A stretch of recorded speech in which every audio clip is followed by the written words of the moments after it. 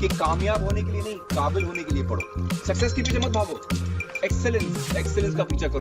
Government engineering college का tag, affordable fees, IIT NIT background की senior faculty, 300 plus 50 एकड़ का ग्रीन कैंपस और कोटा के एकेडमिक इन्वायरमेंट में सेटअप। लेकिन दूसरी तरफ प्लेसमेंट को लेकर मिक्स्ड रिव्यूज़ और कुछ चैलेंजेस भी हैं प्लेसमेंट्स एकेडमिक को लेकर। तो सवाल ये है, क्या रीप 2026 के through university department RTU Kota आपके लिए सही चॉइस है या नहीं? और अगर आपको कंप्यूटर साइंस नहीं मिलती तो क्या mechanical, civil, electrical, aeronautics, chemical, electronics branch या और कोई कोर ब्रांच आपके लिए लेना वर्थ इट होगा या नहीं? आज की इस वीडियो में हम आरटीयू कोटा का कंप्लीट रियलिटी बेस्ड रिव्यू करेंगे इन माय पर्सपेक्टिव। तो वीडियो को एंड तक ज़रूर देखिए, क्योंकि आपका एक सही डिसीजन आपके अगले 4 साल और कैरियर को इम्पैक्ट कर सकता है। सो हेलो एवरीवन, आज हम बात कर रहे हैं university department Rajasthan technical university Kota यानी यूडीआरटीयू कोटा के बारे में। तो इस वीडियो में हम कवर करेंगे कॉलेज का review, available B Tech courses, infrastructure और कैंपस फैसिलिटीज़, फैकल्टी और एकेडमिक्स, प्लेसमेंट सिनेरियो और एवरेज पैकेजेस, हॉस्टल और campus life, fee structures, REAP के कट ऑफ ट्रेंड्स क्या हैं और इसके प्रोज एंड कॉन्स क्या हैं। तो बने रहिए लास्ट तक इस वीडियो में मेरे साथ। तो चलिए स्टार्ट करते हैं आरटीयू का रिव्यू करना। तो सबसे पहले बात करते हैं इसके कैंपस की। तो अगर आप कैंपस को देखेंगे तो 350 एकड़ का जो कैंपस होता है वो काफ़ी बड़ा स्पेशियस कैंपस होता है।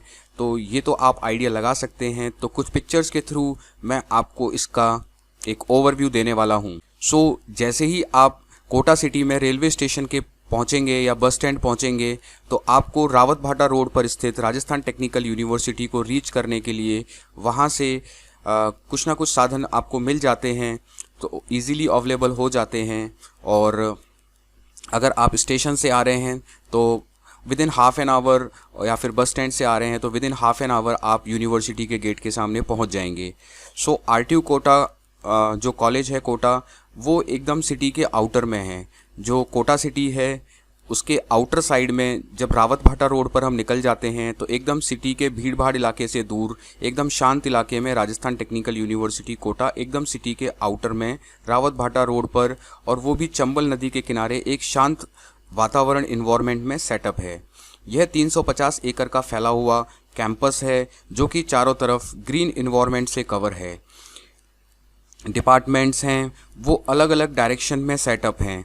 ऐसा नहीं है कि एक ही बिल्डिंग में सारे डिपार्टमेंट्स हैं, अलग अलग बिल्डिंग्स हैं डिपार्टमेंट्स की जो अलग अलग डायरेक्शन में सेटअप हैं। सो एंट्री करने से लेकर, आप मेन गेट से एंट्री करेंगे, वहाँ एंट्री करने से लेकर आपको एक डिपार्टमेंट से दूसरे डिपार्टमेंट में, हॉस्टल में, लाइब्रेरी में, कंप्यूटर सेंटर में, कैफेटेरिया में, स्पोर्ट्स एरिना में जाने के लिए आपको थोड़ा पैदल वहाँ पर कैंपस के अंदर चलना पड़ता है, जो कि एक अच्छी बात है। सो मैं आपको आरटीयू के बारे में बताऊं तो ये स्टेट गवर्नमेंट द्वारा एस्टेब्लिश की हुई सबसे फर्स्ट टेक्निकल यूनिवर्सिटी है। सो जब से ये राजस्थान टेक्निकल यूनिवर्सिटी एस्टेब्लिश हुई है, तब से जो डिग्री है वो पहले बैचलर ऑफ इंजीनियरिंग के नाम से दी जाती थी, जिसको राजस्थान यूनिवर्सिटी रन करता था। उसके बाद जब ये 2006 में एस्टेब्लिश हुई तो बीटेक डिग्री के नाम से अवार्ड हुई, और ये राजस्थान ने फर्स्ट टेक्निकल जो इसके अंदर इंजीनियरिंग कॉलेज सेटअप था उसी को ही राजस्थान टेक्निकल यूनिवर्सिटी का दर्जा देकर इसको यूनिवर्सिटी बना दिया, और इसके अंतर्गत बहुत सारे इंजीनियरिंग को affiliated colleges at present run हो रहे हैं। सो इसके अंदर जो कॉलेज रन होता है बेसिकली वो यूनिवर्सिटी डिपार्टमेंट आरटीयू के नाम से रन होता है, और इसके अंदर बाकी अदर कोर्सेज भी यहाँ पर रन होते हैं, जिसके अंदर एमटेक हो गया, एमबीए हो गया, पीएचडी हो गया। सो अदर देन बीटेक भी यहाँ पर काफ़ी सारे कोर्स रन होते हैं। सो चलिए एक बार देख लेते हैं। सो ये इमेजेस के अंदर देख लिया, ये यहाँ पर एंट्री पॉइंट हो जाएगा। जैसे ही इसके सामने रावत भाटा रोड है, और कोटा शहर आपको पता ही है एजुकेशन सिटी तो है ही, लेकिन ये इंडस्ट्रियों से भी चारों तरफ से घिरा हुआ है। सो अगर रावत भाटा रोड पर आगे चलेंगे तो न्यूक्लियर पावर प्लांट आ जाता है और इसके पास में ही कोटा थर्मल पावर प्लांट भी एस्टेब्लिश है जो सबसे नियर बाय है। सो ये यहाँ पर एंट्रेंस गेट हो जाता है। जैसे ही आप मेन रोड पर आएंगे तो ये एंट्रेंस गेट हो जाएगा और ये जो रोड्स दिख रहे हैं आपको यहाँ से एंट्री करनी है और आपको अंदर जाने के लिए थोड़ा पैदल यहाँ पर चलना पड़ता है। सो ये आप इसका एरियल व्यू देख सकते हैं। तो काफ़ी एक बड़े कैंपस के अंदर ये यहाँ पर एस्टेब्लिश है और चारों तरफ ग्रीन इन्वायरमेंट है। सो यहाँ से आप एंट्री करते हुए सीधा स्ट्रेट जाएंगे और काफ़ी चलने के बाद यहाँ पर एक सर्किल आएगा और इस तरफ मूव करेंगे तो यहाँ पर इनका एकेडमिक ब्लॉक आ जाता है, एडमिनिस्ट्रेटिव ब्लॉक आ जाता है। ये एडमिनिस्ट्रेटिव ब्लॉक है जहाँ पर जितने भी एफिलिएटेड कॉलेजेस हैं उन सब की यहाँ पर उनका एडमिनिस्ट्रेटिव वर्क यहाँ पर होता है, जिसको प्रशासनिक भवन बोलते हैं। और यहाँ पर ये इस तरफ आपका ये एकेडमिक ब्लॉक्स यहाँ पर आ जाते हैं, अलग अलग डिपार्टमेंट। इसी में आगे चलेंगे जो सिविल इंजीनियरिंग का, इलेक्ट्रॉनिक्स का, इलेक्ट्रिकल का, इस तरीके से यहाँ पर अलग अलग ब्लॉक्स यहाँ पर बने हुए हैं। उसके बाद आप देखेंगे तो ये जो कैंपस है इसके साइड से ही यहाँ पर चंबल रिवर निकल रही है और पीछे यहाँ पर काफ़ी ओपन एरिया यहाँ पर दिखता है और इसके बैक साइड में एकदम कॉलेज के बैक साइड में एकदम काफ़ी दूर जाकर यहाँ पर चंबल रिवर है वो फ्लो हो रही है। तो जैसा मैंने बताया चंबल नदी के किनारे है। उसके बाद ये पूरा ग्रीन इन्वायरमेंट है, पूरी ग्रीनरी है। यहाँ पर कंप्यूटर सेंटर हो गया, लाइब्रेरी हो गया, वो अलग अलग ब्लॉक हैं। उसके अलावा हॉस्टल्स हैं, उसके बाद फैकल्टी ब्लॉक्स हैं, फैकल्टी सेक्शंस हैं, डिपार्टमेंट सेक्शंस हैं, वो सब इसके अंदर अलग अलग कॉर्नर्स पर एस्टेब्लिश्ड हैं। ये अंदर जो क्लासरूम हैं, जो नए तरीके के क्लासरूम बन गए हैं, क्लासरूम कुछ इस तरीके से अवेलेबल हैं जो रिनोवेट हो गए हैं और जो लैब्स भी रिनोवेट हो रही हैं उनका भी इंफ्रास्ट्रक्चर काफ़ी अच्छा अभी बनाया जा रहा है। जो पुरानी बिल्डिंग्स हैं वो थोड़ी आउटडेटेड लगती हैं, बट जो न्यू अपडेशन होता जा रहा है उसके अंदर काफ़ी इंफ्रास्ट्रक्चर को इम्प्रूव किया जा रहा है। और उसके बाद क्योंकि यहाँ पर एरोनॉटिकल ब्रांच है तो इस तरह के यहाँ पर सेटअप्स आपको देखने के लिए मिल जाएंगे, क्योंकि गवर्नमेंट यूनिवर्सिटी है तो वहाँ पर उस तरह के सिंबल्स भी वहाँ पर आपको देखने के लिए अवेलेबल हो जाते हैं। उसके बाद कंप्यूटर सेंटर एक अलग से यहाँ पर बनाया हुआ है जहाँ पर कंप्यूटर की फैसिलिटीज़ आपको अवेलेबल हो जाएंगी। उसके बाद स्पोर्ट्स फैसिलिटीज़ भी वहाँ पर अवेलेबल हैं, स्पोर्ट्स एरिना बनाए हुए हैं, कैफेटेरिया है और भी बाकी जो बेसिक फैसिलिटीज़ होती हैं वो सब यहाँ पर आपको अवेलेबल हो जाती हैं। उसके बाद यहाँ पर सेंट्रलाइज लाइब्रेरी है जहाँ पर आप बैठकर स्टडी कर सकते हैं। उसके बाद जैसा मैंने बताया इस वीडियो में हम कंप्लीट हाईलाइट देखने वाले हैं Rajasthan technical university. So about RTU क्या है, university departments, highlights of RTU, infrastructure, seat matrix, placement, academic, expected cut off क्या रहेंगी, सबसे इंपॉर्टेंट कि किस रैंक पर आपको ये मिल जाएगा, फीस स्ट्रक्चर और कंक्लूजन फाइनली। सो यहाँ पर हम डिस्कशन करेंगे कि आपको आरटीयू में एडमिशन लेना चाहिए नहीं लेना चाहिए, तो वो एक बार पूरा रिव्यू देने के बाद लास्ट में इस पॉइंट को डिस्कस करते हैं। सो सबसे पहले बात कर लेते हैं आरटीयू की। सो जैसा मैंने बताया राजस्थान टेक्निकल यूनिवर्सिटी 2006 में एस्टेब्लिश हुई थी। गवर्नमेंट ने इसको टेक्निकल एजुकेशन को इन्हेंस करने के लिए एक मोटिव के साथ राजस्थान टेक्निकल यूनिवर्सिटी, जिसके अंदर इंजीनियरिंग कॉलेज कोटा रन होता था इस कैंपस के अंदर, उसी को राजस्थान टेक्निकल यूनिवर्सिटी का दर्जा देकर एक स्टेट एस्टेब्लिश यूनिवर्सिटी यहाँ पर बना दिया। सो इसको टेक्निकल यूनिवर्सिटी बनने से पहले, आरटीयू बनने से पहले इंजीनियरिंग कॉलेज कोटा के नाम से जाना जाता था। ये 2006 में एस्टेब्लिश हुई थी। उससे पहले ये काफ़ी पुराना इंजीनियरिंग कॉलेजेस है, ओल्डेस्ट इंजीनियरिंग कॉलेजेस में से आता है, जो कि इंजीनियरिंग कॉलेज कोटा के नाम से जाना जाता है। तो ये जो रावत भाटा रोड पर है वहाँ से अबाउट 14 किलोमीटर के डिस्टेंस पर रेलवे स्टेशन से है, 10 किलोमीटर के कोटा बस स्टैंड से है। तो मैंने बताया within half an hour पहुँच जाओगे ट्रैफिक और इन सबको कंसिडर करते हुए।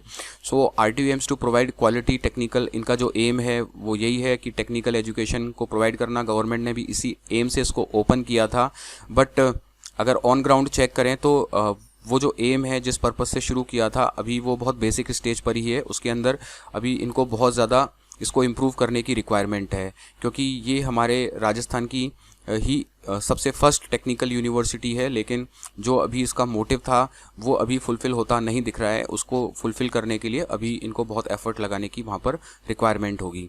तो अगर हम शॉर्ट में देखें तो 2006 में एस्टेब्लिश्ड हुआ था। इसके अंदर लगभग 150 प्लस इंस्टीट्यूट इससे एफिलेटेड हैं, जो राजस्थान टेक्निकल यूनिवर्सिटी से एफिलेटेड हैं, जो राजस्थान टेक्निकल यूनिवर्सिटी के करिकुलम को फॉलो करते हैं और एग्जामिनेशन राजस्थान टेक्निकल यूनिवर्सिटी उनके लिए कंडक्ट कराता है। तो इसके अंदर की अगर हम इंटरनल रोड्स की बात करें तो वो अंदर की अंदर ही, जैसे मैंने बताया कि काफ़ी पैदल चलना पड़ता है, तो वो पूरा है लगभग 7.5 किलोमीटर के डिस्टेंस में वो फैला हुआ है।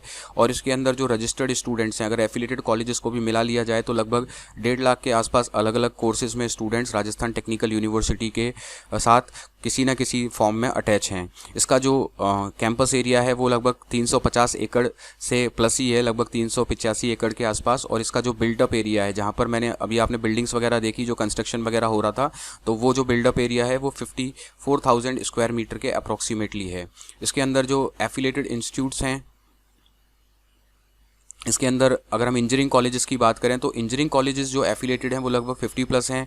इसके अंदर एमबीए कॉलेजेस लगभग 39 हैं, बीआर के कॉलेजेस 3 हैं, एमटेक कॉलेजेस 31 हैं, एमआर वहाँ पर 1 है, एमसीए कॉलेजेस हैं 16 हैं, होटल मैनेजमेंट कैटरिंग है 1 है, और अभी बीसीए और बीबीए का कोर्स भी राजस्थान टेक्निकल यूनिवर्सिटी के अंडर में रन होना स्टार्ट हो गया, वो अलग से हैं।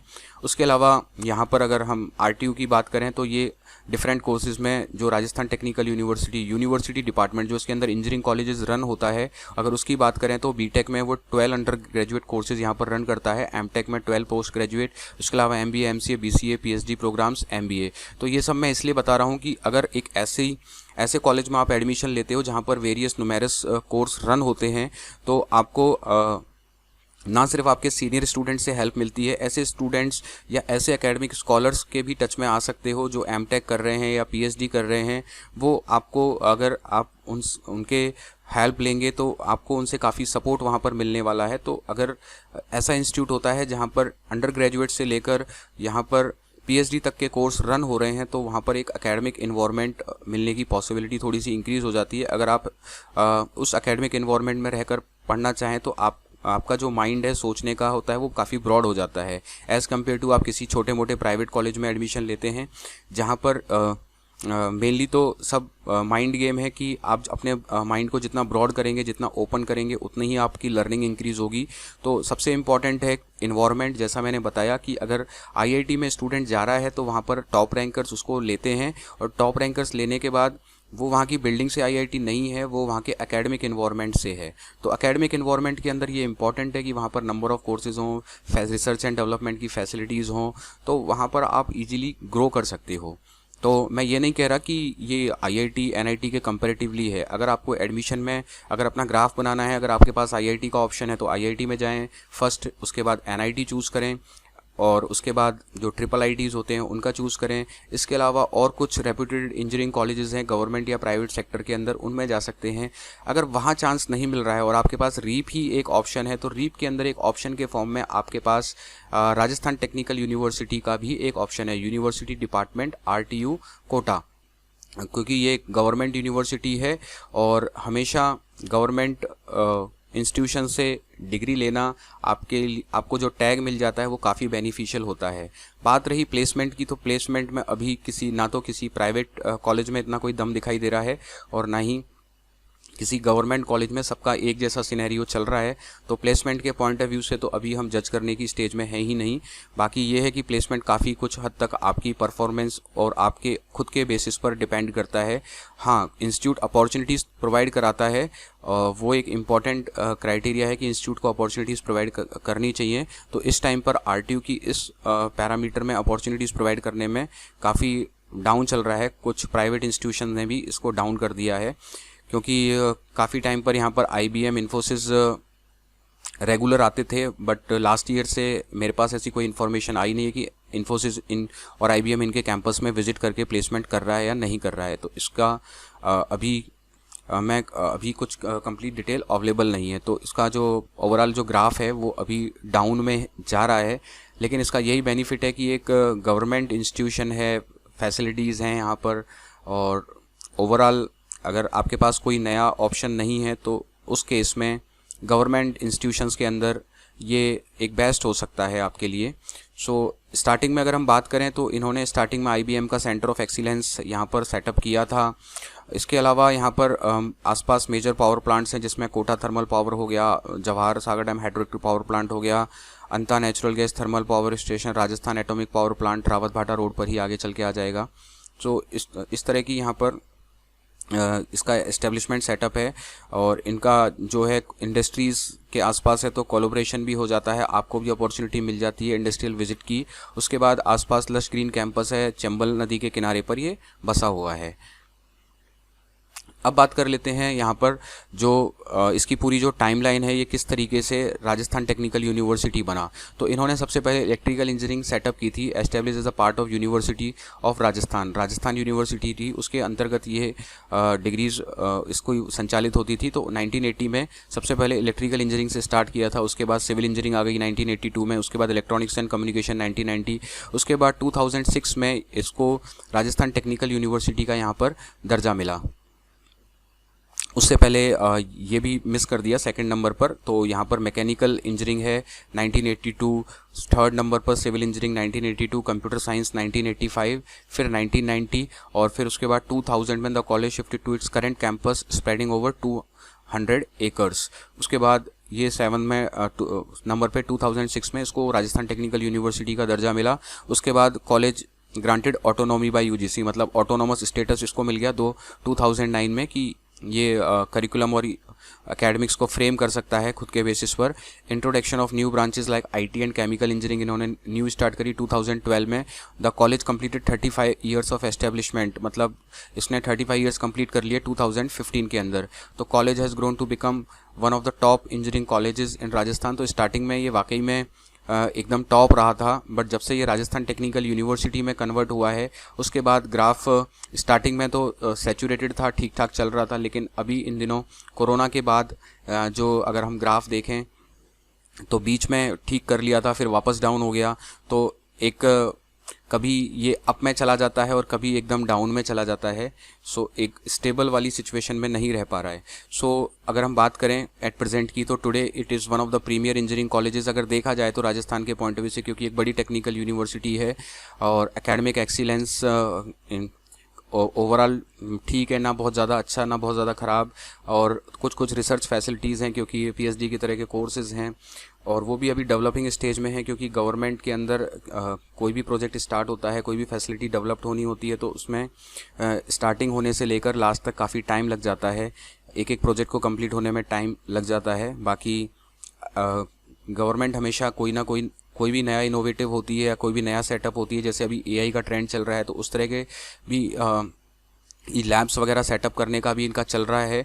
बट वही है कि गवर्नमेंट के प्रोसीजर में सारी चीज़ें अटकी होती हैं, तो वो कब जाकर डेवलप हो, एस्टेब्लिश हो, तो वो और फंड्स पर, गवर्नमेंट के फंड्स पर काफ़ी चीज़ें डिपेंड करती हैं। सो अब बात कर लेते हैं इसके अंदर वेरियस नंबर ऑफ डिपार्टमेंट्स हैं। लाइक सिविल डिपार्टमेंट का एक अलग ब्लॉक है, सीएस इंजीनियरिंग डिपार्टमेंट अलग ब्लॉक में, इलेक्ट्रिकल डिपार्टमेंट, इलेक्ट्रॉनिक्स डिपार्टमेंट, ये सब अलग अलग ब्लॉक्स में वहाँ पर डिवाइडेड है। Mechanical engineering, petroleum, HES department, renewable energy. और इसके ये गवर्नमेंट यूनिवर्सिटी के एडवांटेजेस है, यहाँ पर काफ़ी सारे गवर्नमेंट ऑर्गेनाइजेशन हैं जो कि आपको काफ़ी, अगर आप किसी प्रोजेक्ट में वर्क करना चाह रहे हैं तो आपको उसमें फंडिंग मिलना काफ़ी ईजी हो जाता है, जैसे CISIR, DST, इसरो। तो एक गवर्नमेंट ऑर्गेनाइजेशन से आप कर रहे हैं तो आपको काफ़ी फैसिलिटी होती है, हैकाथॉन्स होते हैं, फंडिंग होती है, वो काफ़ी, क्योंकि गवर्नमेंट ऑर्गेनाइजेशंस में इस तरह के स्टूडेंट्स को प्रमोट करने के हिसाब से फंडिंग वगैरह इजीली मिल जाती है। तो काफ़ी यहाँ पर एकेडमिकली ग्रोथ करने का काफ़ी अच्छा ऑप्शंस रहता है पढ़ने वाले बच्चों के पास, अगर वो खुद से ग्रो करना चाह रहे हैं, अगर वो किसी पर डिपेंडेंट नहीं है, उनके अंदर खुद से आगे बढ़ने की एक है, उनके अंदर कुछ है, तो वो बढ़ सकते हैं यहाँ की फैसिलिटीज़ को यूज़ कर। बट करना सब कुछ अपने बेसिस पर करेगा। अगर आप किसी पर डिपेंडेंट होकर जा रहे हैं तो मुश्किल आएगी। आपको स्टडीज़ भी खुद के बेसिस पर करनी पड़ेंगी, आपको अपने प्लेसमेंट्स के लिए भी खुद ही एफर्ट लगाने पड़ेंगे और आपको अपनी परसेंटेज के लिए भी एफर्ट लगाने पड़ेंगे। यहाँ पर जो कैंपस है वो बस आपको एक इन्वायरमेंट वहाँ पर देगा जो खुद आपको वहाँ पर क्रिएट करना पड़ेगा कि किस तरीके से आप ग्रो कर सकते हैं। और अभी राजस्थान टेक्निकल यूनिवर्सिटी ने इसके मेन कैंपस के अंदर ऐसे जो स्टूडेंट्स हैं जो वर्किंग प्रोफेशनल हैं, जॉब कर रहे हैं और वो बीटेक सेकेंड ईयर में एडमिशन करना चाह रहे हैं, वर्किंग हैं और बीटेक सेकेंड ईयर में, तो इसने अभी 2 ब्रांचेस में कोर्स स्टार्ट किए हैं, एक तो मैकेनिकल इंजीनियरिंग के अंदर और एक इलेक्ट्रिकल इंजीनियरिंग के लिए। ये इसी साल से इन्होंने यहाँ पर स्टार्ट किए हैं। उसके बाद अगर हाइलाइट्स की बात करें, जैसा अभी मैंने बता भी दिया था, तो इसके अंदर जो ब्रांचेज़ हैं वो एनबी एक्रेडिटेड ब्रांचेज़ इसके पास हैं। उसके बाद अगर पुरानी की यहाँ पर बात करें तो इसके जो मेजर रिक्रूटर्स हैं जिनको ये क्लेम करते हैं, इसमें रिलायंस, अमेजन, एल&टी, वही सारी टेक्निकल कैडर की जो कंपनीज़ हैं वो लगभग सारी यहाँ पर आ चुकी हैं। अगर हम पीछे जाकर बात करें तो अगर हम इसके बैकग्राउंड में बात करें तो लगभग सारी जो मेजर कंपनीज़ हैं बैकग्राउंड में तो आ चुकी हैं, बट अभी ये सिनारियो थोड़ा प्लेसमेंट का अभी डाउन हो गया है। So government state technical university है, 100+ एफिलिएटेड कॉलेजेस हैं इसके अंदर। कैंपस है वो 43 ईयर्स ओल्ड कैंपस है, काफ़ी पुराना कैंपस है और काफ़ी 350 से 400 एकड़ के एरिया में फैला हुआ है। और ये जो कैंपस है ये काफ़ी बहुत सारी आईआईटी से, इतना कुछ आईआईटीज को छोड़ दें तो कुछ आईआईटी से जो कैंपस है वो बड़ा है। Campus is organised 150+ campus organised 23 batch के अंदर इन्होंने टोटल ऑफर्स ये दे रखा है। और इसका अगर 23 से अभी तक की हम बात करेंगे तो 23 में इनका जो हाईएस्ट पैकेज लगा था 33 लाख पर एनम लगा था। उसके बाद यहाँ पर मैंने आपको बता दी एट प्रेजेंट यहाँ पर 12 ब्रांचेस आ चुकी हैं। और उसके बाद ग्लोबल एल्यूमिनाई, एक बड़ा इनका ग्लोबल एल्यूमिनाई का नेटवर्क है। जैसा कि मैंने बताया कि ये अभी डाउन हो गया है, लेकिन स्टार्टिंग में काफ़ी अच्छा रन हुआ था। तो इसके पास एक, अगर पुराना हम देखें तो एक गुड एल्यूमिनाई यहाँ पर इनका एक नेटवर्क है। उसके बाद इंफ्रास्ट्रक्चर की बात कर लेते हैं तो इंफ्रास्ट्रक्चर में यहाँ पर एनसीसी, एनएसएस और ये सारी यहाँ पर अवेलेबल हैं। उसके बाद सेंट्रल लाइब्रेरी है, स्पोर्ट्स फैसिलिटी है, जिम्निज़म, वर्कशॉप, रिसर्च लैब्स हैं। बहुत एडवांस नहीं बट हाँ ठीक ठाक लेवल की है, इनिशियल बिगिनर के अकॉर्डिंग तो हैं। बहुत बड़ा रिसर्च हब नहीं कह सकते हम, जो कि एक आईआईटीज़ या एनआईटीज़ में आपको मिल सकता है, बट हाँ कुछ इनिशियल लेवल की रिसर्च फैसिलिटीज़ यहाँ पर डेवलप हैं।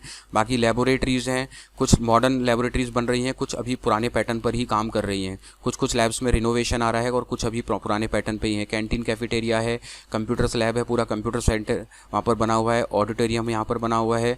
बेसिक मेडिकल फैसिलिटी यहाँ पर अवेलेबल हो जाती हैं। जब इतने आउटर में हम कैंपस में रह रहे हैं तो बेसिक फैसिलिटी मेडिकल की होती ही है। उसके बाद स्मार्ट क्लासरूम्स, कुछ क्लासरूम है वहाँ पर स्मार्ट क्लासरूम्स बना रखे हैं, सभी नहीं हैं। और उसके बाद हॉस्टल फैसिलिटीज़ यहाँ पर अवेलेबल है। कैंपस के अंदर ही आपको एटीएम, बैंक और post office with in campus आपको मिल जाएंगे। और उसके बाद इंक्यूबेशन सेंटर है स्टार्टअप्स वगैरह के लिए, ये भी सेटअप किया हुआ है। तो ये भी बहुत एडवांस डेवलप नहीं हुआ है, ये भी अभी इनिशियल स्टेज पर ही बोल सकते हैं, लेकिन धीरे धीरे ये ग्रोथ करता जा रहा है। और वो भी स्टूडेंट के बेसिस पर, जितना स्टूडेंट इंटरेस्ट लेगा उसके बेसिस पर ही इंक्यूबेशन सेंटर यहाँ पर ग्रो करता जाता है। उसके अलावा इनका जो ईयरली जो टेक फेस्ट होता है वो थार एक बड़ा टेक फेस्ट होता है, जिसके अंदर ये सभी कॉलेजेस को ऑल ओवर जितने भी इंडिया में इंजीनियरिंग कॉलेजेस हैं कहीं पर भी हैं तो ये 3 डे का टेक फेस्ट करते हैं। बेसिकली इसके अंदर जो आरटीयू के एफिलिएटेड कॉलेजेस हैं उनको यहाँ पर उनके स्टूडेंट्स को इनवाइट किया जाता है एक बड़े लेवल पर।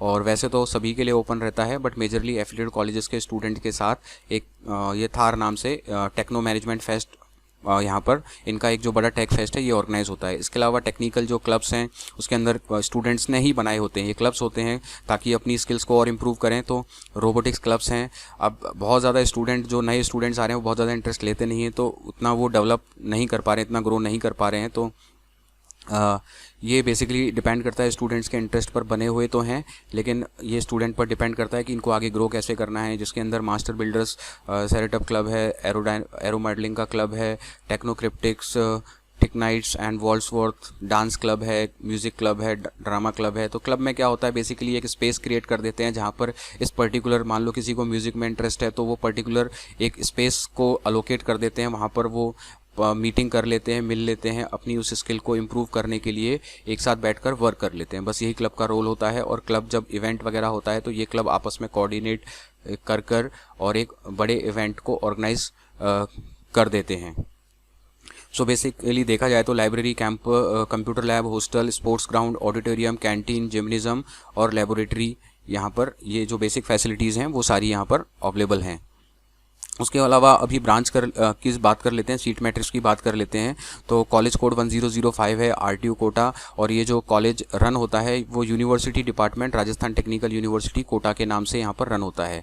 हम शॉर्ट में आरटीयू कोटा बोल देते हैं, बट कोटा एक यूनिवर्सिटी है, उसके अंदर जो कॉलेज रन होता है वो university department Rajasthan technical university के नाम से ये इंजीनियरिंग कॉलेज रन होता है। सो अगर टोटल सीट्स की बात की जाए तो 810 है यहाँ पर। ये 14 कैटेगरीज में डिवाइड कर रखा है, क्योंकि 2 कैटेगरीज कॉमन है इसके अंदर। एक तो ये गवर्नमेंट एडेड सीट्स हैं वो यहाँ पर प्रोडक्शन एंड इंडस्ट्रियल इंजीनियरिंग के अंदर हैं, और उसके अलावा जो गवर्नमेंट एडेड सीट्स हैं यहाँ पर इलेक्ट्रॉनिक्स इंस्ट्रूमेंटेशन के अंदर गवर्नमेंट एडेड सीट्स हैं, और यहाँ पर सिविल इंजीनियरिंग के अंदर यहाँ पर गवर्नमेंट एडेड सीट्स हैं। अगर आपको गवर्नमेंट एडेड सीट्स में एडमिशन चाहिए तो आपको आपकी जो मेरिट है वो ज़्यादा बेटर होनी चाहिए।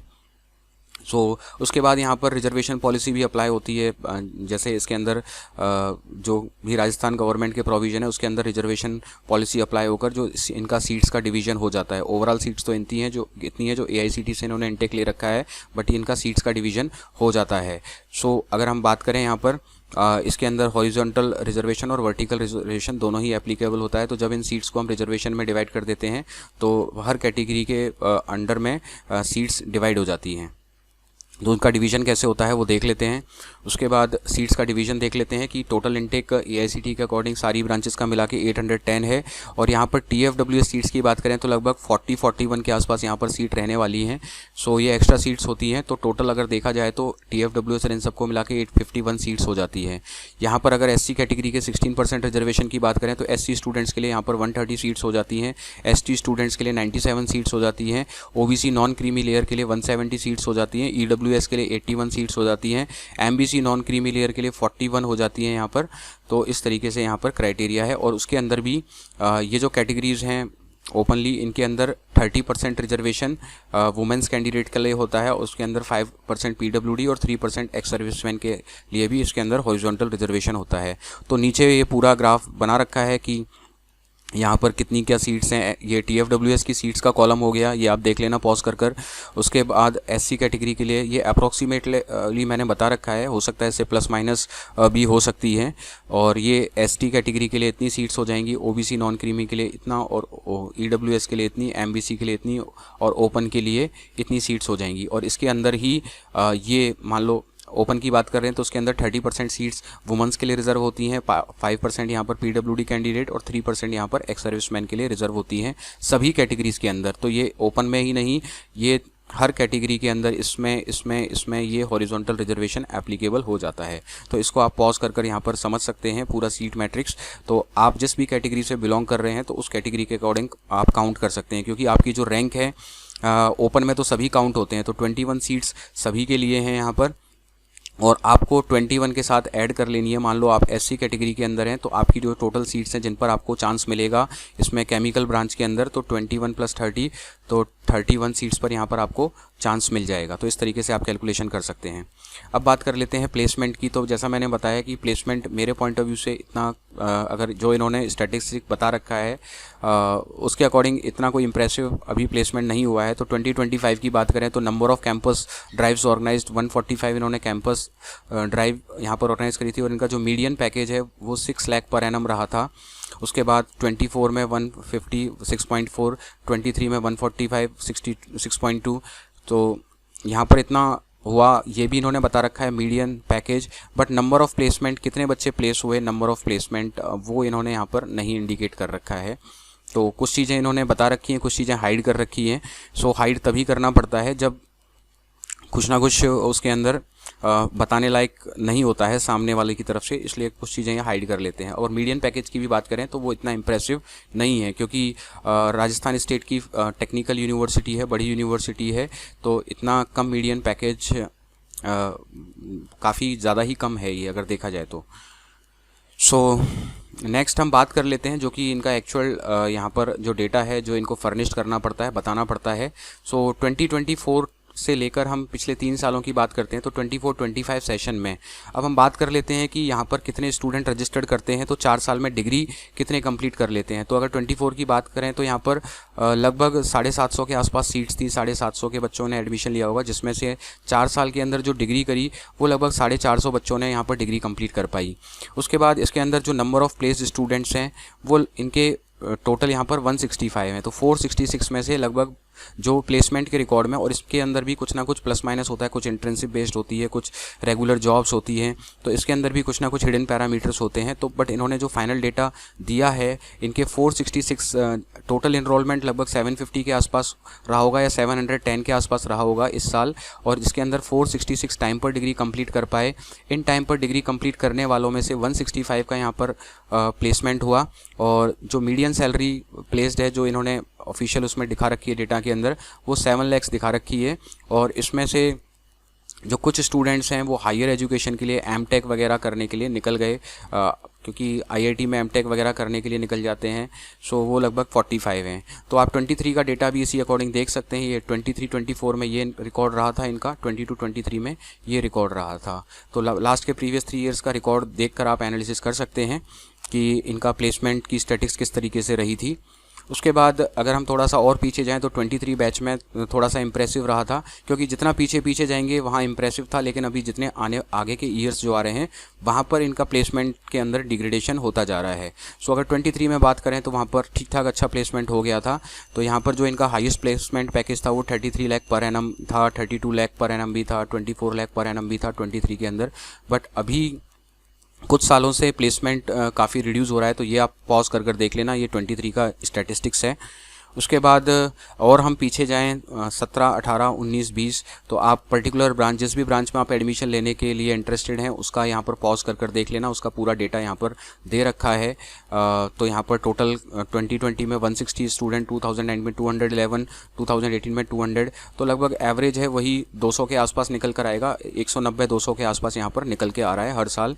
और अभी जैसा कि मैंने बताया कि 2020 के अंदर भी 160 प्लेस हो गए थे, अब इनकी सीट मैट्रिक्स भी बढ़ गई है, स्टूडेंट भी बढ़ गए हैं, बट अभी प्लेसमेंट काफ़ी कम हो गया है। जो इन्होंने ऑफिशियल रिकॉर्ड में 24 वाला जो डेटा दिखाया 24-25 का, उसके अंदर इन्होंने 165 का डेटा दिखाया है। और जबकि इनके जब पुराने बैचेस की बात करें तो वहाँ पर कम स्ट्रेंथ होते हुए भी ज़्यादा प्लेसमेंट्स यहाँ पर दिखा रखे हैं। तो अभी रिड्यूस हो रहा है, मतलब जो ग्राफ है, अगर हम ग्राफ की बात करें तो वो ग्राफ है वो डाउन स्टेज की तरफ डिक्लाइन कर रहा है, डाउन आ रहा है।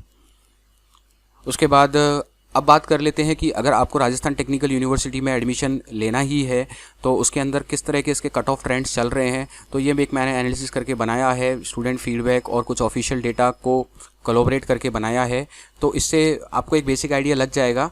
तो इससे आप अनुमान लगा सकते हो कि आपको मिलने वाला है नहीं मिलने वाला, क्योंकि आज जो रीप की मेरिट आ जाएगी, ये रीप की मेरिट के बेसिस पर बनाया है, तो उससे आप टैली कर सकते हो कि आपकी रीप मेरिट कितनी आई है। तो अगर कंप्यूटर साइंस इंजीनियरिंग की बात करें तो एक नॉर्मल सीट्स के अंदर आउट ऑफ राजस्थान के जो स्टूडेंट्स हैं, ये first category out of Rajasthan, तो यहाँ पर मिनिमम मेरिट बताइए कि जो सबसे कम रैंक के स्टूडेंट्स ने आउट ऑफ राजस्थान में से एडमिशन लिया था और मैक्सिमम रैंक के किस स्टूडेंट्स ने कंप्यूटर साइंस में। तो मिनिमम रैंक वाले जो स्टूडेंट्स ने वो लगभग 345 और ये मैक्सिमम 3173 के स्टूडेंट्स ने। आईटी में देख सकते हैं इसके अकॉर्डिंग आउट ऑफ राजस्थान के केस में इलेक्ट्रिकल, तो जो भी आउट ऑफ राजस्थान के कैंडिडेट हैं वो पॉज कर देख सकते हैं कि किस मिनिमम रैंक के स्टूडेंट ने एडमिशन लिया था और किस मैक्सिमम तक के स्टूडेंट ने एडमिशन लिया था, तो वो अपना देख सकते हैं। ये थोड़ा प्लस माइनस वेरिएशन भी हो सकता है, तो बट आपको एक आइडिया लग जाएगा कि हाँ इस ब्रांच के लिए इस रेंज के अंदर और मैक्सिमम इस रेंज के अंदर चांसेस होते हैं, पॉसिबिलिटी होती है। तो ये आउट ऑफ राजस्थान के स्टूडेंट के लिए है। उसके बाद हम TFWS की बात करें तो सभी ब्रांचेस का नहीं है, क्योंकि काफ़ी ब्रांचेस में सीट्स बच्चा विड्रॉ कर लेता है, अलॉट तो हो जाती है उसको, TFWS में विड्रॉ कर लेता है। बट जहाँ पर स्टूडेंट ने विड्रॉ नहीं करी थी, कंफर्म कर लिया था एडमिशन, तो कंप्यूटर साइंस के अंदर जैसे मिनिमम इस रेंज के अंदर मतलब 50 से ऊपर ही मान के चलो, 50 से ऊपर जिनकी है उनको चांसेस हैं।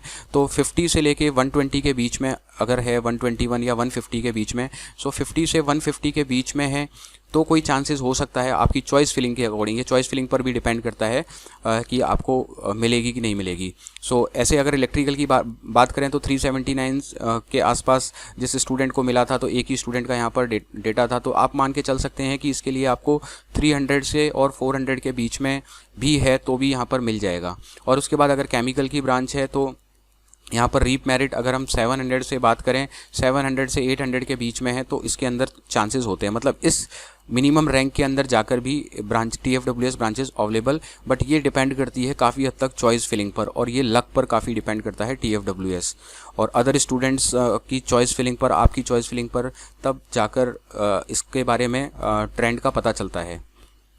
उसके अलावा जनरल ओपन सीट्स की अगर हम बात करें तो आरटीयू ट्रेंड्स में जनरल ओपन सीट्स की बात करें तो आप पॉज कर देख लेना।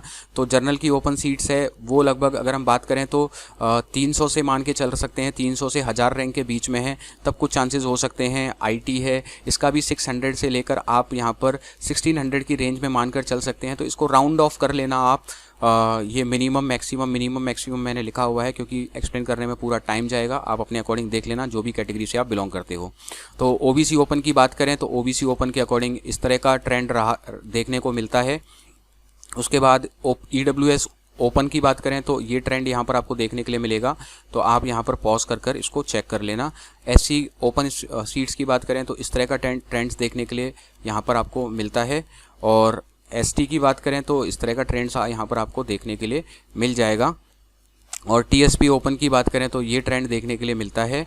और अभी हम ओवरऑल बात करते हैं तो यहाँ पर जनरल ओपन की बात करते हैं तो सबका कंक्लूजन मैं बता देता हूँ कि किस हाईएस्ट मेरिट तक चांसेस हो जाते हैं पर्टिकुलर ब्रांचेस के लिए। तो अगर आप जनरल कैटेगरी से बिलोंग कर रहे हैं तो ये ट्रेंड देखने के लिए मिलता है। और अगर आप ओपन ओबीसी से अगर कैटेगरी से बिलोंग करते हैं तो ये ट्रेंड आपको देखने के लिए मिल जाएगा। कुछ ब्रांचेस के मिसिंग है क्योंकि हो सकता है कि उसके अंदर उस पर्टिकुलर कैटेगरी के कैंडिडेट ने अप्लाई नहीं किया हो या फिर मेरे पास डेटा कहीं से कलेक्ट नहीं हो पाया हो, तो इस वजह से जो भी था मैंने वो यहाँ पर रिप्रेजेंट कर दिया है। तो अगर ईडब्ल्यूएस से बिलोंग कर रहे हैं तो आप ईडब्ल्यूएस से यहाँ पर देख सकते हैं। एससी कैटेगरी से बिलोंग कर रहे हैं तो आप इसको पॉज कर देख लें कि मैक्सिमम किस तक मिल जाता है। और एसटी नॉन ओपन तो यहाँ पर आप इसको पॉज कर देख सकते हैं। उसके बाद बात कर लेते हैं कि इसका ओवरऑल कंक्लूजन बता देता हूं कि ऐसे स्टूडेंट्स जिनकी रैंक मतलब आरटीयू में स्टार्टिंग रैंक से लेकर अगर आपकी 13-14 हज़ार रैंक भी है, अगर आपको कोई भी ब्रांच चलेगी तो 13-14 हज़ार रैंक तक भी कोई ना कोई सीट अगर आपको कोई भी चलेगी तो मिल जाती है। बट ये कैटेगरी पर डिपेंड करता है कि आपकी रिजर्वेशन कैटेगरी पर डिपेंड करता है। जनरल कैटेगरीज ओपन कैटेगरी में तो थोड़ा मुश्किल है, इतनी हायर रैंक पर नहीं मिलती है कि जनरल कैटेगरी में ओपन रैंक में 5 या 6 हज़ार तक सारी सीट्स यहाँ पर क्लोज हो जाती हैं। बट अगर आप किसी कैटेगरी से बिलोंग कर रहे हो तो यहाँ तक भी जा सकती है। और जब डायरेक्ट एडमिशन का राउंड होता है तो डायरेक्ट एडमिशन में सीटें खाली हो जाती हैं तो कुछ 12th के बेसिस पर भी 12th की परसेंटेज के बेसिस पर भी आपको यहाँ पर मिल जाती हैं। और ये जो रैंक का क्राइटेरिया है ये और भी बढ़ जाता है। तो मैंने आपको बता दिया कि डायरेक्ट एडमिशन तक जाते जाते ऐसा भी हो सकता है कि अगर आपकी 14,000 तक रैंक वाले जो स्टूडेंट्स हैं उनको भी यहाँ पर सीट अवेलेबल हो जाए। तो लास्ट तक जाते जाते ये आपकी रैंक पर डिपेंड करता है। बट अभी जो सेंट्रलाइज काउंसलिंग चल रही है उसके अकॉर्डिंग अभी आप अप्लाई करोगे तो जो जनरल कैटेगरी के स्टूडेंट्स हैं अगर उनकी रैंक 5,000 से 6,000 के बीच हैं तो उनको कोई भी यहाँ पर ब्रांच अवेलेबल होने की पॉसिबिलिटी होती है। बाकी ये पूरा क्राइटेरिया आप इससे मैच करा कर देख लेना, इससे आपको ज़्यादा आइडिया यहाँ पर लग जाएगा। उसके बाद यहाँ की फ़ीस की बात करें तो फ़ीस मैंने सभी कैटेगरीज़ के लिए लिखी हुई है। यहाँ पर 3 कैटेगरीज़ में फ़ीस ली जाती है, government aided seats, self finance seats और TFWS सीट्स। उसके अंदर भी SC ST और गर्ल स्टूडेंट की फ़ीस अलग है, जनरल OBC की अलग है और SFS की सबकी कॉमन है। अगर आप ओपन सीट्स में एडमिशन ले रहे हैं सेल्फ फाइनेंस सीट्स में तो टोटल 1 साल की 67,000 होती है, 33,500 पर सेमेस्टर। कॉलेज डेवलपमेंट फ़ीस 10,050 रुपये जाती है, यूनिवर्सिटी डेवलपमेंट 2,500, ये क्वेश्चन मनी 7,500, एक्रेडिटेशन फ़ीस 3,000 और जो आपका फर्स्ट ईयर है वो 90,050 रुपीज़ का पड़ता है आपको। तो ये वन टाइम होती है क्वेश्चन मनी और रिफंडेबल होती है। और जब आप सेकंड ईयर में पहुंचना स्टार्ट कर देंगे तो फिर आपकी सेकंड ईयर मतलब सेकंड सेमेस्टर से सिर्फ आपको 33,500 फीस यहाँ पर देनी होती है। और एक कॉलेज डेवलपमेंट फ़ीस है वो भी आपको हर सेमेस्टर में वहाँ पर देनी होती है। तो जो भी जिस कैटेगरी में बिलोंग कर रहा है अगर आपको गवर्नमेंट एडेड सीट मिल रही है तो आप इसको पॉज कर अपनी देख लेना। जनरल OBC इसको देख लेना, SC ST girl candidate TFWS में ये फ़ीस लगती है और ये इसके अंदर ये लग रही है। अब यहाँ पर एक बात ध्यान रखने की है कि कुछ ब्रांचेस NB एक्रेडिटेड हैं, जैसे अभी यहाँ पर जो इन्होंने डेटा बता रखा है ये हैं और इनको ये भी कुछ टाइम पीरियड के लिए मिलती हैं। अगर कोई भी ब्रांच NB एक्रेडिटेड होगी तो उसके लिए आपको 3,000 रुपये एक्स्ट्रा फीस वहाँ पर पे करनी पड़ती है। तो जो फीस शो कर रखी है उसके अलावा 3,000 यहाँ पर एक्रेडिटेशन फ़ीस यहाँ पर आपको देनी पड़ेगी। ये यहाँ पर हॉस्टल फैसिलिटी के बारे में है। तो हॉस्टल फैसिलिटी की जो फ़ीस है ये मेरे पास पुराना ही डेटा अवेलेबल है, तो अभी इसके अंदर कुछ ना कुछ यहाँ पर थोड़ा बहुत आपको एक मिनिमम आइडिया लग जाएगा। इस मिनिमम आइडिया से आप निकाल सकते हैं कि अभी मिनिमम ये तो है ही, इसमें अगर इसमें भी पर हेड के अंदर आप 2000 से 5000 ऐड कर लें तो उतना वेरिएशन आया हुआ हो सकता है। तो इसको आप पॉज कर देख लेना कि किस तरीके के वहाँ पर सिंगल सीटेड की क्या है, single seated with attach washroom, double seated with attach washroom, double seated, triple seated. तो यहाँ से एक आपको बेसिक आइडिया लग जाएगा। Maths fees structure, maths advance और ये सब आपको क्या देने हैं उन सब के रूल्स यहाँ पर लिखे हुए हैं, तो आपको इस पॉज कर आराम से देख सकते हैं। उसके अलावा यहाँ पर जो बॉयज़ हॉस्टल हैं तो यहाँ पर 1 to 5 हैं बॉयज़ हॉस्टल यहाँ पर दे रखे हैं, उनके नाम दे रखे हैं, उसके अंदर टोटल सिटिंग कैपेसिटी कितनी है वो दे रखा है, सिंगल सीटेड हैं, ट्रिपल सीटेड हैं, वो सब यहाँ पर है, इसको देख लेना। उसके बाद पीजी हॉस्टल अलग हैं, गर्ल्स हॉस्टल ओल्ड और एक न्यू 2 यहाँ पर बने हैं, उसके अंदर कितनी यहाँ पर अवेलेबिलिटी है ये सब आप देख सकते हैं, और इसके अंदर बेसिक क्या क्या फैसिलिटीज़ हैं वो सब आप पॉज कर देख सकते हैं। उसके अलावा फाइनल कंक्लूजन में आपको बता दूं कि आपको आरटीयू चूज़ करना है या नहीं करना है। तो मैंने यहाँ पर पॉजिटिव एस्पेक्ट्स और नेगेटिव दोनों पर बात की है। तो एक तो लो फीस स्ट्रक्चर है, प्राइवेट कॉलेज से अगर आप कंपैरिजन करोगे तो गवर्नमेंट का टैग मिल जाता है जो कि आपको कैरियर ग्रोथ में हेल्प करता है। जब आप इंटरव्यू वगैरह फेस करते हो और आपने गवर्नमेंट से की है तो इंटरव्यूअर के सामने या फिर सोसाइटी में एक अलग इम्पैक्ट ही पड़ता है कि हाँ देखा जाए तो राजस्थान की जो फर्स्ट टेक्निकल यूनिवर्सिटी है, गवर्नमेंट एफिलेटेड यूनिवर्सिटी है, तो एक ओवरव्यू में तो ये नंबर 1 कैटेगरी में काउंट अपने आप ऑटोमेटिकली हो ही जाता है कि हाँ कि ये राजस्थान गवर्नमेंट का एक टॉप ब्रांड है। बाकी अंदर से अभी इनको बहुत एकेडमिक्स पे और प्लेसमेंट पे काफ़ी वर्क करने की रिक्वायरमेंट है और फैसिलिटीज़ डेवलप करने की रिक्वायरमेंट है, बट एक टैग ज़रूर मिल जाता है क्योंकि हमारे देश में क्या है कि टैग काफ़ी काम आता है क्योंकि फर्स्ट इंप्रेशन तो टैग से ही बना लेते हैं लोग। सो उस टैगिंग में ये हेल्प करता है। तो उसके बाद इसके पास ऑटोनॉमस स्टेटस है, इंफ्रास्ट्रक्चर ठीक ठाक है, ग्रीन कैंपस है, ये सबसे अच्छी बात है। एक साइलेंट जोन में है तो आपको एजुकेशन में इतना डिस्टर्बेंस आएगा नहीं क्योंकि साइलेंट जोन के अंदर बना हुआ है, ग्रीनरी में बना हुआ है। ठीक अच्छी खासी स्पोर्ट्स फैसिलिटी यहाँ पर मिल जाती है, बड़ा कैंपस है, लाइब्रेरी है, लेबोरेटरीज हैं, research facility, few subjects, chance to study in meritorious student वो सिक्योर गुड मार्क्स। तो आप जिन स्टूडेंट्स के साथ स्टडी करते हो ज़्यादातर क्या पढ़ने वाले बच्चे होते हैं, जो हायर रैंक के बच्चे एडमिशन लेते हैं, तो आपको एक अच्छा इन्वायरमेंट मिल जाता है मेरिटोरियस स्टूडेंट्स के साथ स्टडी करने का। यहाँ पर बहुत मतलब अलग अलग पार्ट से आउट ऑफ राजस्थान के बच्चे भी स्टडी करते हैं, तो आपको एक डाइवर्स और इंक्लूसिव इन्वायरमेंट मिल जाता है क्योंकि बाहर से भी आके स्टूडेंट पढ़ रहे हैं, राजस्थान के भी हैं, तो एक आपको डाइवर्स इन्वायरमेंट यहाँ पर मिल जाता है। एल्यूमिनाई नेटवर्क इनका अच्छा है, काफ़ी कोर्सेज़ यहाँ पर रन हो रहे हैं, तो आपको जो सीनियर्स हैं उनसे इंटरेक्शन करने का मौका मिल जाता है, पीएचडी स्कॉलर से इंटरेक्शन करने का मौका मिल जाता है। तो आपको यहाँ पर जो मेंटरशिप गाइडेंस और फैकल्टी मिलती है, काफ़ी फैकल्टी है जो आईआईटीज़ एनआईटीज़ की बैकग्राउंड है, जो पुरानी फैकल्टी है बट वो काफ़ी सीनियर हो गई है, बेसिकली वो इतना टाइम नहीं दे पाते हैं आपको पढ़ाने के लिए, बट अगर आप के अंदर वो क्वालिटी है उनसे कुछ लर्निंग करने की, तो आप उनके पीछे लग के उनसे कुछ गाइडेंस लेकर अपने आप को इम्प्रूव कर सकते हैं। बाकी वो पर्सनल लेवल पर इतना नहीं दे पाते हैं टाइम। और बाकी आरटीयू के अंदर जो एकेडमिक स्टडी के क्वेश्चन आंसर्स और जो बुक्स रेफ़र की जाती हैं वो प्राइवेट कॉलेजेस के कंपैरेटिवली काफ़ी अच्छे क्वेश्चंस वहाँ पर सब्जेक्ट वाइज कराए जाते हैं। उनका जो स्टैंडर्ड होता है क्वेश्चन कराने का सब्जेक्ट वाइज, वो as compare to private colleges से काफ़ी अच्छा रहता है। बाकी ये है कि लोकेशन काफ़ी अच्छी है, कोटा अपने आप में काफ़ी एक अच्छा सिटी है, चंबल नदी के किनारे है, एकेडमिक इन्वायरमेंट वहाँ पर ऑलरेडी है, आप जानते ही हैं। अब इसके नेगेटिव एस्पेक्ट्स क्या हैं? अब जैसा मैंने बताया कि कुछ फैकल्टी है जो आईआईटीज़ एनआईटी से पास आउट है, कुछ सीनियर फैकल्टी हो गई है, बट वो यूनिवर्सिटी के एडमिनिस्ट्रेटिव वर्क में ही रिस्पॉन्सिबिलिटीज़ में बिजी रहती है, तो वो आपको इतना टाइम दे नहीं पाती। बस वो एक टैग है कि वहाँ पर आईआईटीज़ एनआईटीज़ की फैकल्टी है, बट जो एक्चुअल फैकल्टी है वो आपको एकेडमिक में पढ़ाने में इतना कुछ ज़्यादा टाइम नहीं दे पाती है वहाँ पर, बस ऑन पेपर ही है, तो इसका नेगेटिव एस्पेक्ट्स है। बट जैसा कि मैंने आपको बताया कि आप के अंदर वो क्वालिटी है उनसे कुछ लर्न करने की, पहचानने की कि हाँ ये टीचर हमारे लिए बेस्ट है, ये अच्छा गाइड कर सकता है, तो उनके पीछे लगकर उनसे बात कर उनसे आप गाइडेंस लेते रह सकते हैं।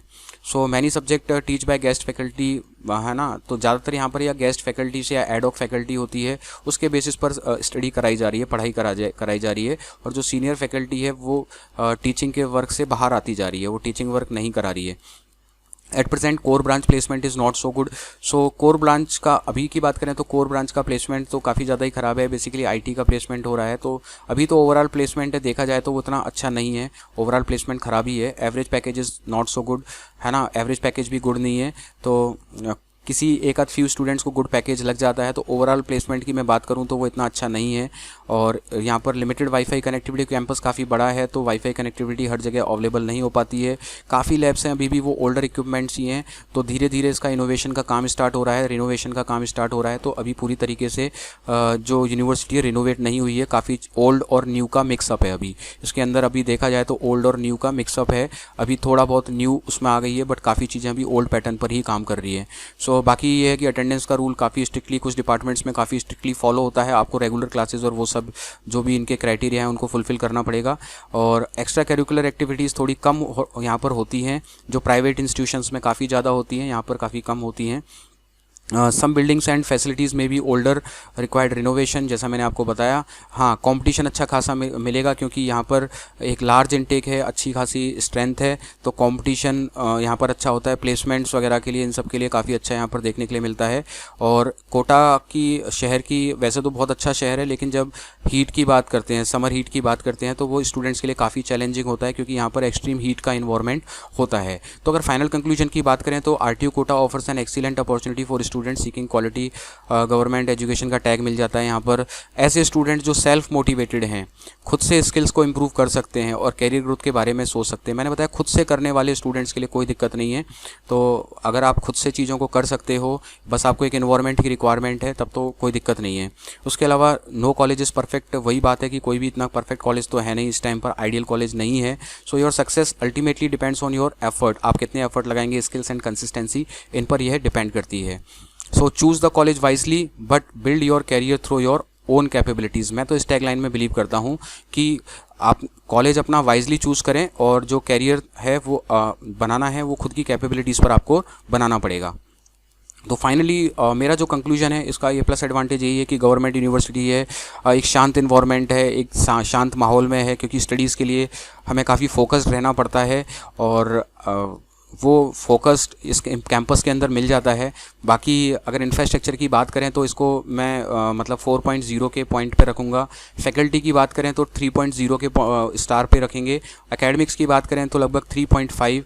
वैल्यू फॉर मनी की बात करें तो 4.0, क्योंकि काफ़ी अफोर्डेबल फ़ीस में यहाँ से इंजीनियरिंग हो जाती है। उसके बाद कैंपस लाइफ की बात करें तो अच्छा खासा कैंपस है, ठीक ठाक है। 4.0 कनेक्टिविटी कोटा की लगभग हर सिटी के साथ अच्छी है। उसके अलावा प्लेसमेंट्स पे अभी इनको काम करने की है। पिछले 4-5 साल से प्लेसमेंट का जो ग्राफ है वो डाउन होता ही जा रहा है, तो प्लेसमेंट्स पे अभी इनको वर्क करने की काफ़ी ज़रूरत है, जो सबसे इम्पॉर्टेंट पार्ट है। सो ये मेरा ओवरव्यू था। अगर आपको ऐसा लगता है कि आपको आरटीयू कोटा में जाना चाहिए तो आप जा सकते हैं। और रही बात कोर ब्रांचेस की कि कोर ब्रांचेस में लेना चाहिए कि नहीं लेना चाहिए, अगर आपको गवर्नमेंट कॉलेज से करना है तो कोर ब्रांचेस के अंदर भी अच्छी अपॉर्चुनिटी होती है। अगर आप गवर्नमेंट कॉलेजेस से करते हो और अपने 4 साल को प्रॉपरली यूटिलाइज़ करते हो तो कोर ब्रांचेस में as compare to IT branches ज़्यादा अच्छा कैरियर है। अगर आप गवर्नमेंट जॉब्स के लिए सोच रहे हैं तो कोर ब्रांचेस आपके लिए बहुत अच्छी हैं। अगर आपको कोर ब्रांचेस के अंदर भी अगर ये मिल जाता है तो आप इसको ले सकते हैं, कोई दिक्कत नहीं है कोर ब्रांचेस के अंदर भी आईटी ब्रांचेस के कंपैरेटिवली। बाकी ये है कि मैंने बता दिया कि प्लेसमेंट के लिए, किसी भी चीज़ के लिए आपको डिपेंडेंट नहीं रहना है, सब कुछ खुद करना पड़ेगा। अगर आप खुद कर सकते हो, अपने आप को इम्प्रूव कर सकते हो वहाँ की फैसिलिटीज़ को यूज़ करके, वहाँ पर आपको फैसिलिटीज़ मिल जाएंगी, उनको यूज़ करना है ना, अपने आप को मोटिवेटेड रखना है 4 साल तक, तभी आपके लिए वर्थफुल होगा। लेकिन अगर आप डिपेंडेंट होकर जा रहे हैं कि नहीं मैं वहाँ जाऊँगा, मेरे को वहाँ पर अच्छे प्रोफेसर पढ़ा देंगे, अच्छा मेरे को सीनियर्स गाइड कर देंगे, अगर आप पहले से ही डिपेंडेंसी मेंटलिटी के साथ जा रहे हो, आप सोचो कि मेरे को कोई सामने से कुछ सिखा देगा, तो वो कुछ नहीं सिखाएगा। आपको अपनी लर्निंग खुद से ही करनी पड़ेगी। वो एक ओपन ग्राउंड है, आप ये समझ सकते हो कि ओपन ग्राउंड है, वहाँ पर सारी चीज़ें रखी हुई हैं, पड़ी हुई हैं। आप उनको किस तरीके से प्रॉपरली यूटिलाइज़ करते हो ये आप पर डिपेंड करता है, और आप उनको अच्छे से यूटिलाइज़ कर पाओगे, 4 साल को इफेक्टिवली यूज़ कर पाओगे तो बिल्कुल वर्थ इट रहेगा। चाहे आप इसमें से कोई भी ब्रांच चूज़ कर लो, चाहे कोर ब्रांच यूज़ करो, टेक ब्रांच यूज़ करो, अगर आपने 4 साल की जर्नी को यहाँ पर अच्छे से निकाल लिया बिना विदाउट वेस्टिंग अ टाइम, उसको एक फ्रूटफुल लर्निंग में लगा दिया तो आपको प्लेसमेंट में भी दिक्कत नहीं आएगी। अगर आपका प्लेसमेंट कॉलेज के थ्रू नहीं होता है तो आजकल आईटी सेक्टर की जो कंपनीज़ हैं वो डायरेक्टली प्लेसमेंट ऑफर करती हैं। उनकी वेबसाइट पर जाकर बहुत सारे ऑनलाइन मीडियम्स हैं जिनके थ्रू हम प्लेसमेंट ले सकते हैं, और जनरली आजकल कंपनीज उसी फॉर्म में प्लेसमेंट कर रही हैं, कैंपस विजिट में जनरली नहीं कर रही हैं, कम जाती हैं। और अगर जाती हैं तो फिर एक स्ट्रॉन्ग प्लेसमेंट ऑफिस होता है जो उनको बुला पाता है, सो डिपेंड करता है। सो आई थिंक इस वीडियो में आपको एक बेसिक आइडिया लग गया होगा कि आपको आरटीयू में एडमिशन लेना चाहिए नहीं लेना चाहिए। मैंने सभी एस्पेक्ट्स यहाँ पर कवर करने की कोशिश की है। तो डियर स्टूडेंट्स, ये था हमारा detailed overview over analysis of UT RTU Kota. अगर आप एक reputed government engineering colleges, affordable fees structure, अच्छी इंफ्रास्ट्रक्चर फैसिलिटीज़ और स्ट्रॉन्ग एकेडमिक एनवायरनमेंट की तलाश में हैं तो आरटीयू कोटा आपके लिए एक अच्छी ऑप्शन हो सकता है। लेकिन याद रखिए, किसी भी कॉलेज से ज़्यादा इंपॉर्टेंट होती है आपकी स्किल्स, कंसिस्टेंसी और hard work. College opportunities provide करता है, उन अपॉर्चुनिटीज़ को कैरियर में कन्वर्ट करना आपके हाथ में होता है। अगर आपको कोई डाउट है regarding REAP counselling, branch selection, cut off या आरटीयू कोटा एडमिशन प्रोसेस तो कमेंट सेक्शन में ज़रूर बताएं। वीडियो पसंद आई है तो लाइक करें, अपने फ्रेंड्स के साथ शेयर करिए और चैनल को सब्सक्राइब करना ना भूलें, क्योंकि हम regularly engineering admission, counselling updates और कॉलेज रिव्यूज़ लेकर आते रहते हैं। मिलते हैं अगली वीडियो में, तब तक के लिए thank you, all the best your engineering journey and happy counselling.